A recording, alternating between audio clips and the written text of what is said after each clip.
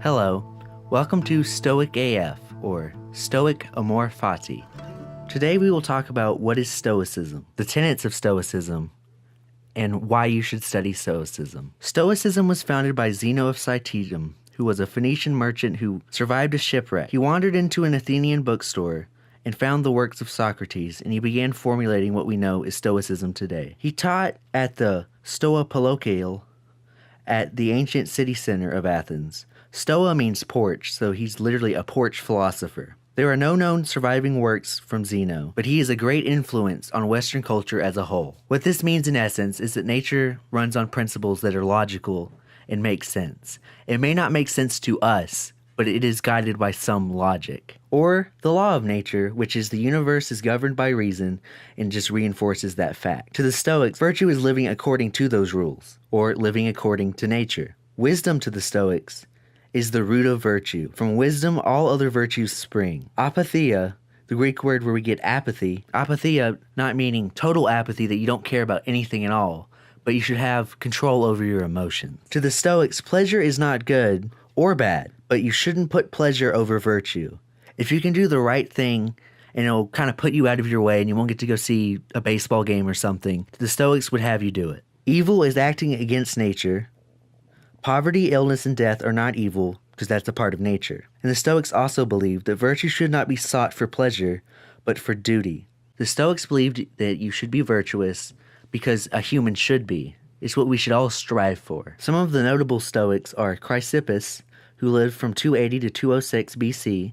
He's known as the second founder of Stoicism, and he was the third head of the school of Stoicism. Cato the Younger, who lived from 95 to 46 BC, who was a Roman senator and opponent to Julius Caesar. Seneca the Younger, who lived 4 BC to 65 AD, he was teacher to the infamous Emperor Nero and a playwright and philosopher. Epictetus, who lived 55 to 135 AD, he was a former slave and he taught philosophy in Rome. And Marcus Aurelius, who lived from 121 to 180 AD, who was one of the best Roman emperors that the empire ever had. Among the people and ideas influenced by Stoicism are Christianity, Friedrich Nietzsche, St. Augustine, René Descartes, and cognitive behavioral therapy, or CBT, which is used to treat depression, anxiety, OCD, and stuff like that.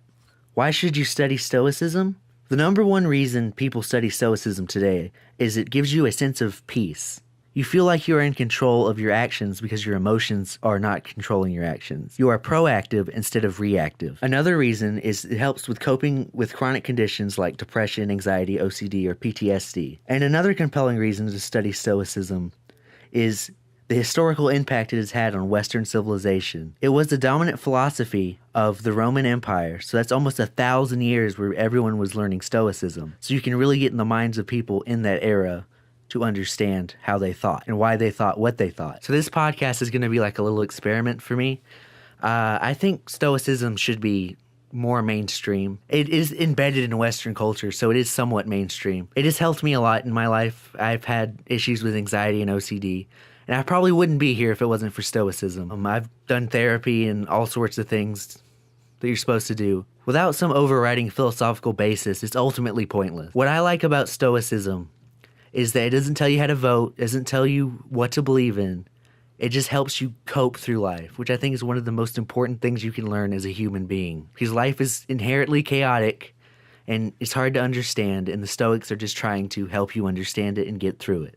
I'm going to try to come up with a new episode every Sunday, and you can find all the resources and more information on episodes at stoicaf.wordpress.com. And feel free to send in questions relating to Stoicism, just how to practice it in modern life, at stoicafpodcast@gmail.com. There's more info on the WordPress site, so feel free to check it out. Thank you for listening.